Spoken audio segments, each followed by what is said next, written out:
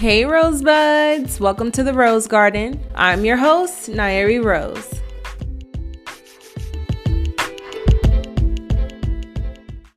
All right, y'all. Hey Rosebuds.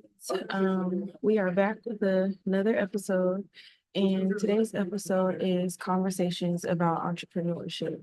Now, the reason why this conversation is important to me is because I am navigating the space of entrepreneurship and what it means to be a small business owner, what it means to be a person of color with a small business, what it means to be a woman with a small business, and what it means to actually maintain and manage a business, because this is a new journey. Now, I have a podcast, and what I noticed about having a podcast is that the money is not coming in. It's not what you think. Now, there are great entrepreneurs out there and people who have platforms, podcast platforms, and they're doing okay. I would say I really admire podcasts, creators or content creators like the Joe Budden podcast, Anton Davis. I don't know if he has his own or he calls his business a podcast, but I do like what he's doing on YouTube. The Crimson Cure is another one. I also like Megan Ashley, and I just seen that B Simone dropped her own podcast called Let's Try This Again. So there are some really influential people out there that are using the microphone to, start their voice. But what I'm noticing in this business is that a lot of the money that you put into your business is really what you see. And I don't know if that's across the board for all businesses, is that you are spending so much of your own money before you actually see the investment or the return of what you have invested. Now, I've been going to a lot of business mixers and meeting some influential people who really started from the bottom and now they're here. And in that experience, it just seems like everyone has ideas. And in order to be a good entrepreneur or successful entrepreneur, you must not limit yourself. You must not place boundary. Well, you should have boundaries in your business, but you shouldn't place restraints, I should say, on the possibility of what you're going to do. And you have to also accept the fact that with any type of business, there's trials and tribulations, there's trial and error, there's things that are going to work, and then there's things that aren't going to work, especially when you're putting yourself out there. Now, something that I learned about recently is something called imposter syndrome.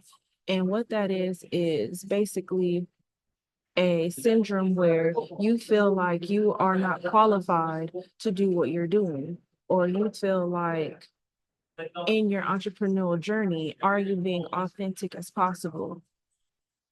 Is your business worth conversion? Meaning bringing in sales, having an audience, and basically lucrative enough to sustain your lifestyle.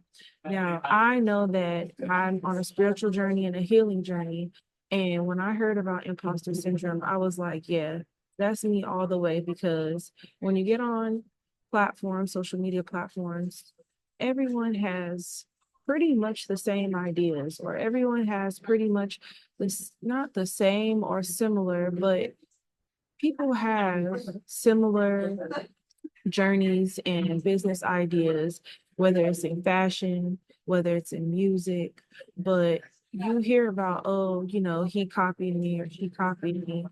And you have to find the space to create what you have to create, even if 10 other people are doing the same thing, and you have to own your own originality.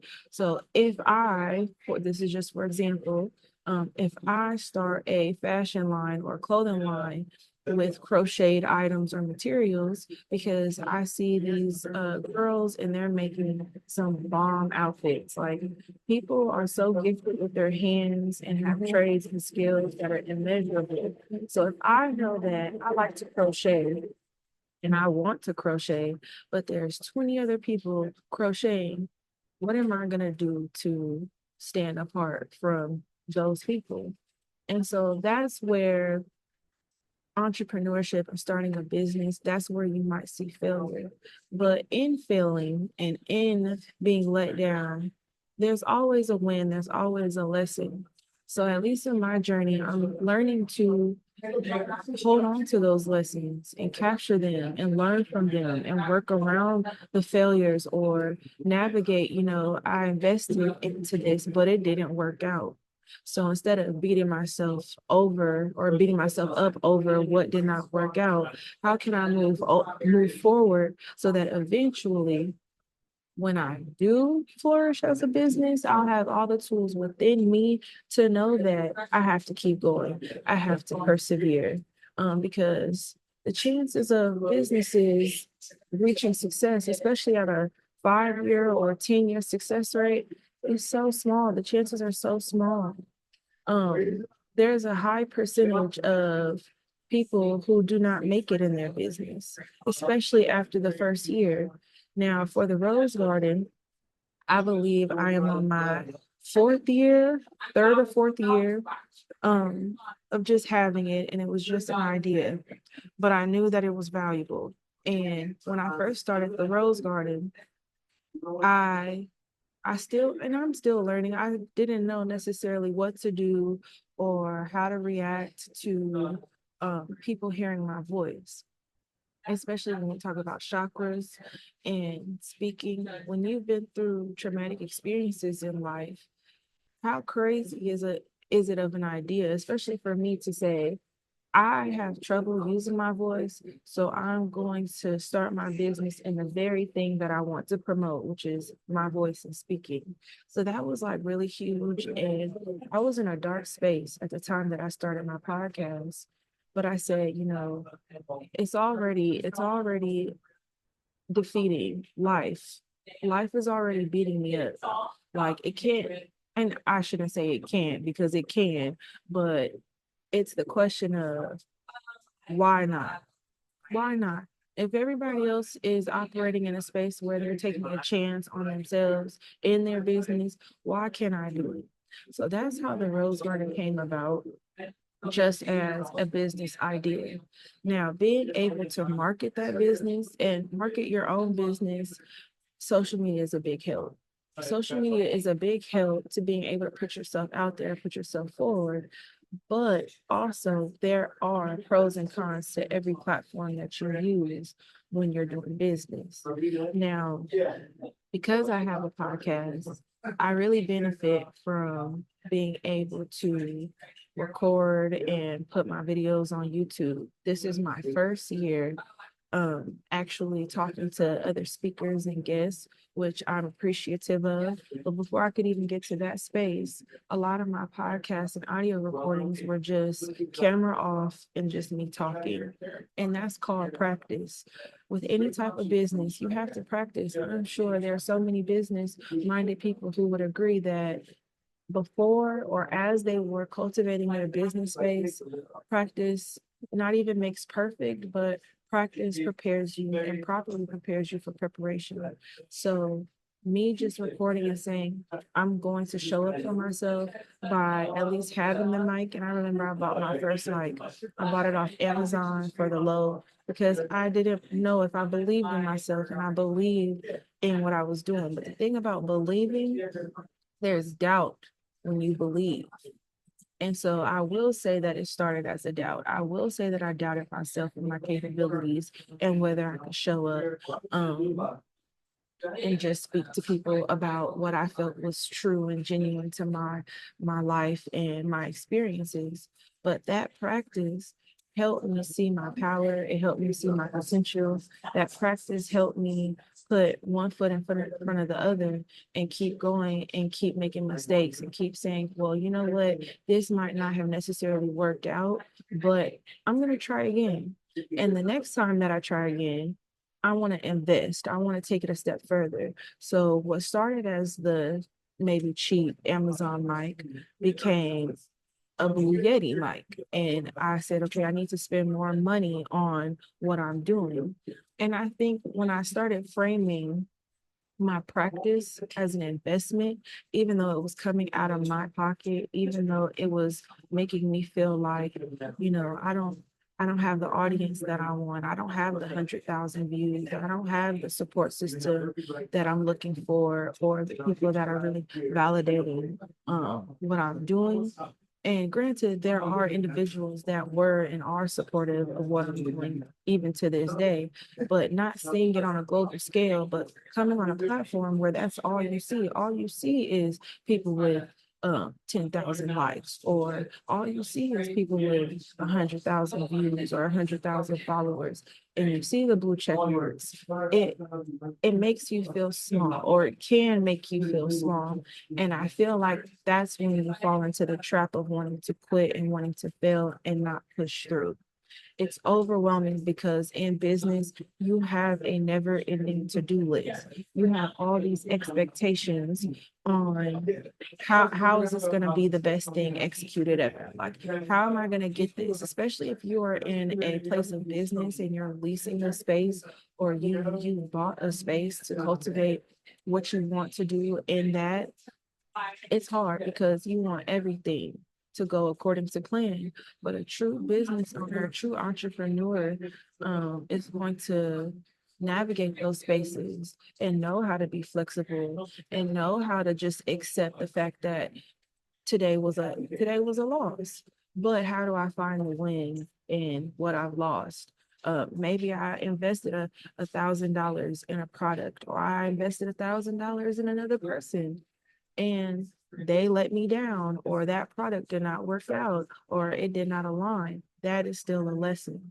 And that is still you delegating what's working for you and what's not working for you without quitting. Something that recently came up for me, because I have a podcast and I'm very intentional about the things that I say. And I don't know if anyone knows this, but I made it a expectation that when I show up on my platform, no matter who's there, I would limit my profanity. I would limit the curse words, and I want it to be as clear and concise. Now, prior I talked about code switching, and code switching is unnatural, because you do have to balance who's in the room, other cultures, other clientele, and you have to change yourself. But I believe that there's opportunity in uncomfortability. And so sometimes I grapple with the fact, are you being authentic, like, because you're not saying a cuss word? Not necessarily, because I feel like because I'm not cursing or I'm not using curse words as fillers, I'm expanding my mind, I'm expanding my knowledge. And it allows me to want to read more. It allows me to want to research more, so that I don't jump to conclusions, or I don't feel easily triggered and then I say something that I don't mean. And I feel like in business, you should be able to silence yourself or know how to stay quiet and just listen. I was recently watching Club Shay Shay, and I really enjoy that podcast. That's another podcaster that I admire. No matter how people feel about him as a person, I enjoy the guests that he has on that platform. And recently, he had a guest named Ray J. And Ray J is an artist, an actor, entrepreneur for sure. And something that I admired about what Ray J said being on Club Shay Shay is that he said that he had to learn that when things were going good, and when he had just got a win or an opportunity or something that was like really high for him, he had to sit in that moment. And he said that is the time when you win, is when you listen, when you sit back, when you humble yourself, when you take a breather and say, okay, I could be out in the club, I could be turned up, I could be popping bottles, but I'm going to listen to the people around me, and double down on what I need to do to continue to grow. And I feel as though we are living in a very competitive society. Um, and there's nothing wrong with competition, but I was speaking with someone, and this woman said beautifully that if we're going to be competitive with each other, we should be competing in love. We should be competing by pouring into each other's cups. And I feel like from what I see and observe, because again, you create your own reality, but sometimes in those realities, you see the challenges, you see the obstacles, you see how other people are moving. And when you're faced with competition, that can also make or break you. Like I said, if there's 10 other people doing the same thing that I'm doing, but someone else has way more followers, it's easy to feel jealousy, envy, and you belittle yourself. You make yourself smaller by thinking, well, that person might be better than me, or that person can make more sales than I can. But that's not healthy competition, and that's not love. In order to move forward in the space of love, you have to understand that they have their formula, and whatever they're doing with their formula is working for them. But what you have to do to find your own formula is be authentic. I recently saw something that said that authenticity is more powerful than love. And so if I choose to be authentic to myself, then no one else can shape me or break me or make me feel like I'm losing, even if I am. Even if I am taking an L, no one else should be able to make me feel like I'm losing or like I am a loser, because that's not what having a business is about. That's not what entrepreneurship is about. Just to give you a statistic, it says that 82% of business failures are due to poor cash management. And I agree with that, because we are a country built on consumerism and spending your dollar. And if you believe in something, or if you know something, to to basically say I need this product, or I have to use this product, or I have to have it, whether you've seen it on the TV, whether you've seen it on Temu, whether you've seen it on TikTok Shop, if you have that in you to say this is what I want to spend my dollar on, and you meet that conversion for that other person, then boom, you're spending all your money. But how are you investing it? You're giving your dollar away, but is that product necessarily for you? And if I have a business, or if you have a business, and you don't know how to properly manage your money because you're spending it on other people's businesses, on other people's ideas, then you're setting yourself up for failure every single time. And I realized that. And it wasn't, at first, it did affect me heavily, but it wasn't with ill intention. I just had this wake up call, and I'm like, man, not only am I investing in my business, I'm putting so much money, thought, power, process into showing up for other people's businesses, and spreading love for other people's businesses, that I'm failing. I'm drowning right now. Like, this is heavy on my heart. This is a lot. And you do want to see reciprocation. You do want to see people, you know, like, post, subscribe, share, all the things that have to do with what you have going on. But if you feel like it's overwhelming to do that for other people, then you do have to take a step back. Now, what you'll see is, going back to competition, if you start taking a step back and saying, I'm not managing my money well, and I'm investing it in the wrong people, places, and things, and then that energy in return says, you're not supporting me, or I don't appreciate the fact that you're not in alignment with what I have going on, then that is when you start figuring out who your business partners are. Because I learned that when it comes to work-life balance, that's not a real thing. If you have an ongoing to-do list and an ongoing list of expectations as an entrepreneur, if you have that list and you see that you're overworking yourself and overextending yourself, then you have to also understand that you might not have time for your family. You might not have time for your children. You might not have time to go out and do what you need to do in your 9 to 5, and it becomes overwhelming. And that's the importance of self-care.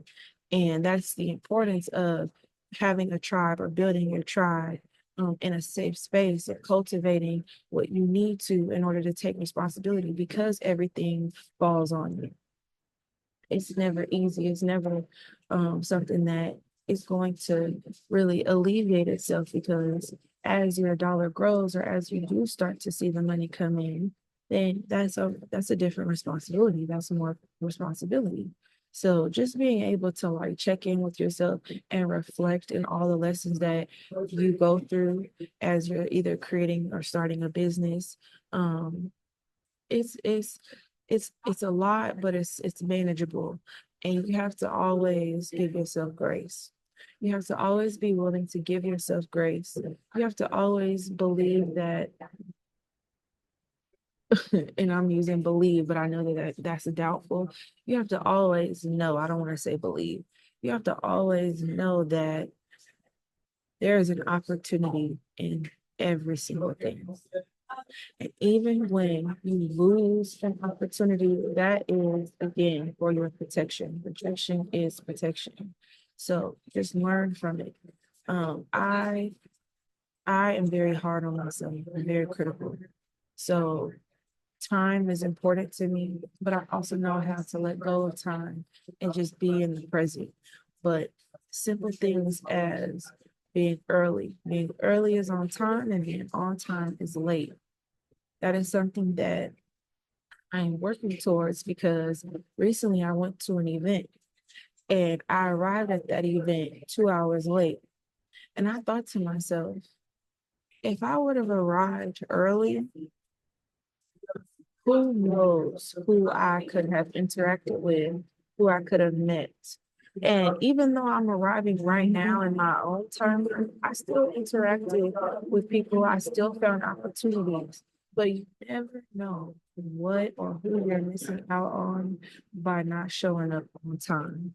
So that's another thing in entrepreneurship is you have a flexible schedule and you have the mindfulness to outsource and work with who you want to work with and decide who you want to do business with and who you don't want to do business with. But in that, you have to be so mindful that, okay, I know opportunity is everything. You have to treat every space that you're in like it's a business meeting. Right now, I'm in a cafe. I'm in a cafe because I wanted to be outside. I love the ambiance of the cafe, but I know that I still have to show up and do business wherever that is. So I know that this is what entrepreneurship is about. Now, but ask me 3 years ago, did I know these things? No, absolutely not. I'm learning to get through my traumas by talking to people. At some point, you go through so much and you believe that you're an imposter and you start thinking that you're not able or capable to run a business or you're not able to persuade 20 people to buy your product. When you have that headspace, you suffer, your relationship suffer, and you become stagnant. And so I did everything that I could to say, you know what, and I'm still doing everything I can to say, I do not want to be stagnant. I want to see a problem, address the situation, and take action. And so, in that action, I'm learning more and more to stop feeling unworthy when things don't work out. Because why am I punishing myself? If I'm going to say that rejection is protection, why would I continue to punish myself or make myself feel bad because something did not work out or align? Because maybe that's for my best interest. So convenience is not an option. Convenience is not an option for me. Just because if it's convenient, then it's comfortable, and that might not be the best place to stay in. If you are comfortable in your business, then chances are your business might not last long. Because part of being an entrepreneur and a business person is being creative. I just learned this today. There are 5 C's in entrepreneurship. Those 5 C's are clarity, cash flow, culture, customer satisfaction, and communication. Now, all of these C's are important. Clarity, starting with that one, I don't even have to do research to understand that if your intentions are not set and your goals are not clear, what are you doing? Your business is going to be chaotic and it will reflect. And then you'll have, if you have an audience, they'll look at you as though, what am I buying? Or what is going on here? Last week it was fashion. This week you're into cars. I'm just thinking out loud, but what are you going? What's the intention? If there's no clarity, which is not necessarily having a plan, because you can have a plan and watch your plan fall through. But if you have clarity and you at least have a vision towards success, or you have a smart goal towards your success, and you see that, no matter what pathway I take, this is what I essentially want my business to look like, that's okay. Cash flow. Cash rules everything around me. Now, that has its pros and cons, of course, because everybody wants money, of course, everybody wants wealth and success. But for me, I'm in a space of abundance, and abundance is not just money. Okay. Abundance right now for me is support. And I was looking for other people to help support me, but right now I'm abundantly supportive of myself. And I'm abundantly content with the fact that money may come in, and I'm grateful for that. But I've been watching money go out. I've been watching myself invest and put money in other places and spaces. And I positively affirm that that is okay. And that's how I will essentially attract the cash flow that I'm looking for, by having clarity and by being content with everything not being a win or a success. So, cash flow is something that I'm still working on and learning.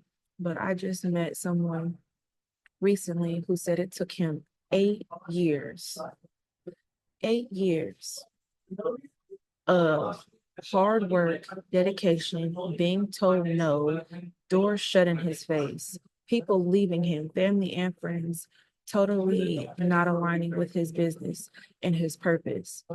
It took him 8 years of that to finally see the cash flow and the fruits of his labor. Now, if that's not a testimony, I'm like, you know what? Do I have 8 years in me? But I'd rather commit myself to those 8 years or those 10 years or those 20 years and see that I still have a business than quit after the first year.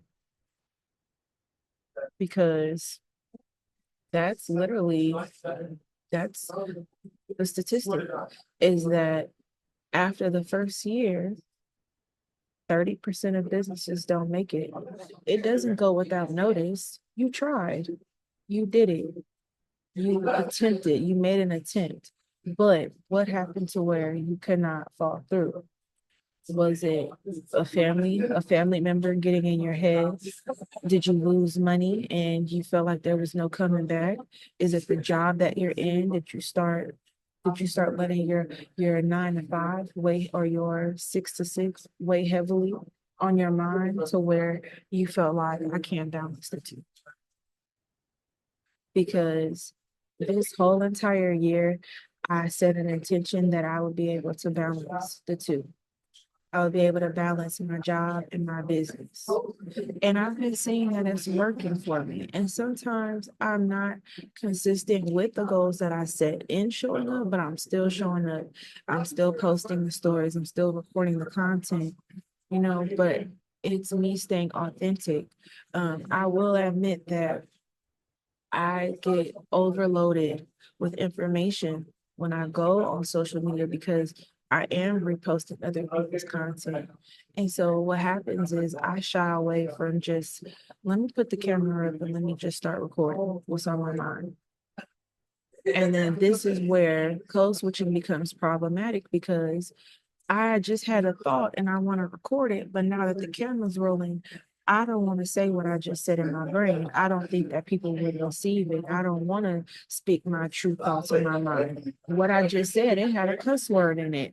Am I able to actually put that on my platform? And so I am working on getting out of that headspace so that I am not in that stagnant, being stagnant and stifling myself. So that's one of the things. Now, culture. I talk about this all the time, different cultures and having cultural awareness and being perceived by different races and demographics.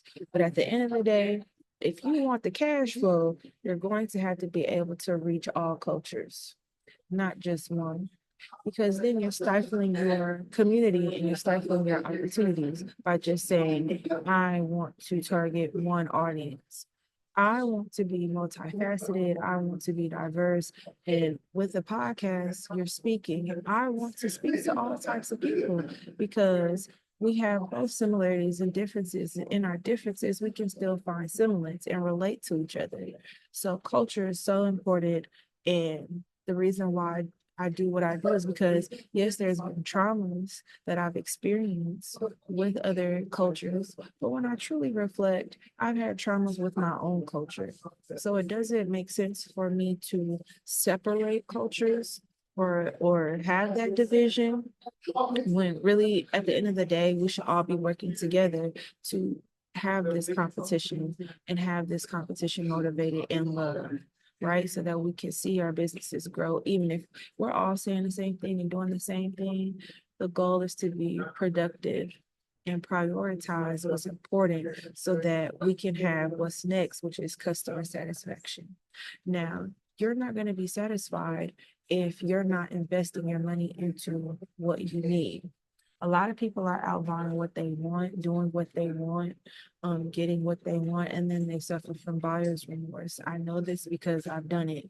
I know this because I've seen myself go out and say, you know what, I had every intention on liking this outfit, but I bought it. I didn't try it on. I got home and now I want to return it. Like, who doesn't do that?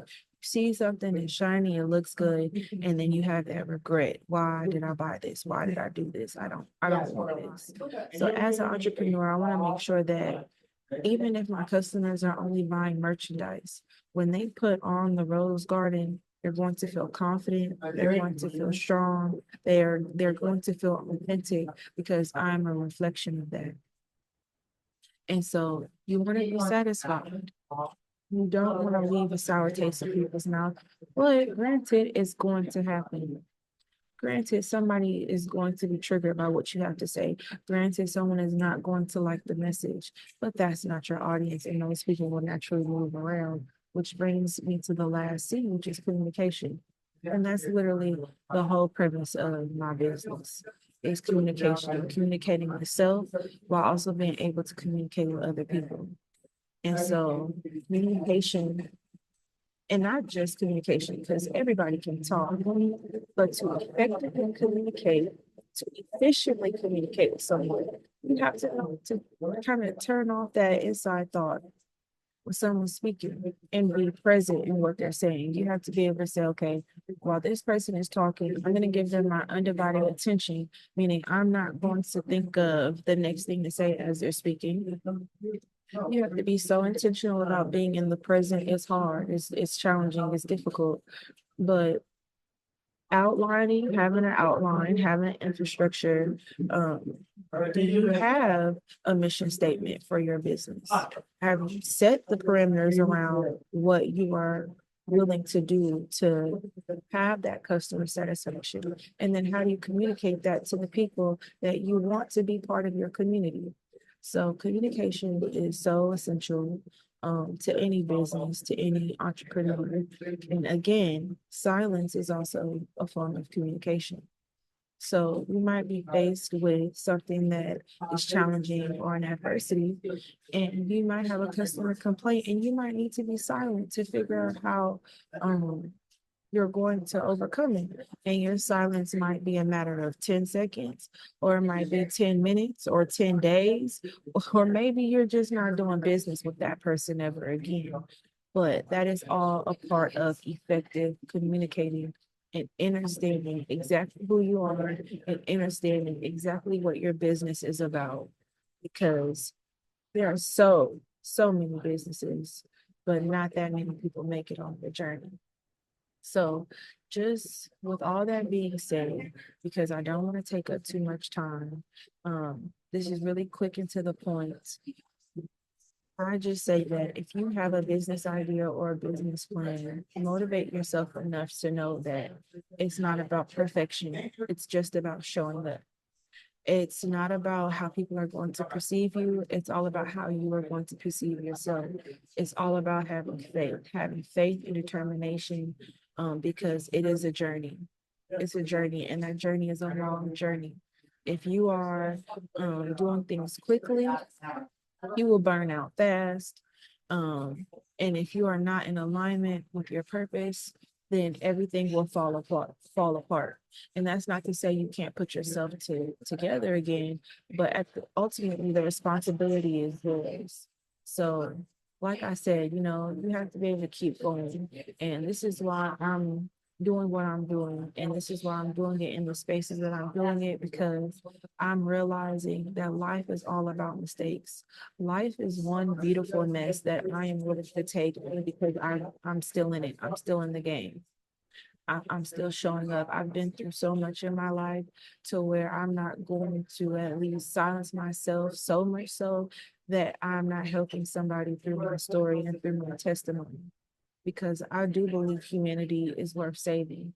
I do believe in connection. I do believe in community. I do believe in the future. I do believe in our youth, especially our youth. A lot of what I do on my podcast is having this platform to help inspire those coming up, those who are younger than me. And maybe not just the younger generation or crowd. I'm realizing that there's people that's older than me that need help, that need support. And I had a strong judgment because I assume, because you're older than me, you should know better. You should be doing better. You should have the answers. Why don't you have the answers, Sway? But not everybody is going to be in a position to have the answers when they're still figuring out their own stuff. And so you have to give grace to those people who are figuring out for themselves and who are being challenged on a day-to-day basis. Because not everybody is going to be willing and open to say, I'm struggling and I'm vulnerable and I need help.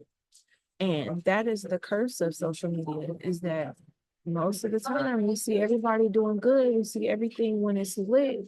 You see everything when it's popping. But when do you really see people's walks of faith? And when do you see the scary moments and the moments of fear? When do you see the actual times that they had to cry or that they had to get down and pray because they didn't know if they was going to make it throughout the day? Like, there's so much courage in being able to have a business, to be able to start a business, to be able to buy a trademark, to be able to sell a product. Like, there's so much power in that, to where now I see with the people that I'm meeting along this journey, of course, they're not going to be 100% available to you because they are walking in not only their purpose, but their power. So, girl, you're going to have to figure it out, because I understand that you've been through what you've been through, but walk in your purpose and walk in your power. And for me, my power and my purpose is in my voice. It's in me speaking. It's in me telling my truths. It's in me being authentic. It's me holding myself accountable when I'm not being authentic, and understanding that it's not going to work out if I'm not honest with myself. So I just say all this to say that whatever you're doing, keep inspiring yourself. If you have to switch it up, switch it up. If you have to go back to the drawing board, go to the drawing board. Yes, plans don't always go according to, but have one. Write things down. Don't feel overwhelmed. Don't feel like you are stifling yourself. Hold yourself accountable when necessary, but don't let anyone hold you accountable for too long. Always know that you're not going to be everyone's business partner. You're not going to align with everyone. Everyone doesn't need to be on your platform. Whatever your platform is, you don't have to have everybody there. There might be people in your circle to help show you something or to shake things up, unbeknownst to you. But it's all a part of the journey. It's all a part of the lesson. So I hope that in this small conversation or talk, um, someone learns something from this, I am still learning. That's another motto of mine, is still learning. Neely Fuller Jr., he has put me on this platform, and that's something that he says, is that he's still learning, but he has so much knowledge that he's willing to give to people. He has a radio show. I'm not sure if it's still happening, but definitely check out Neely Fuller Jr. because he is a pivotal part of the reason why I'm doing what I'm doing on this platform. So thank you guys for tuning into this episode, and just always remember, when life gives you thorns, search for roses. Peace.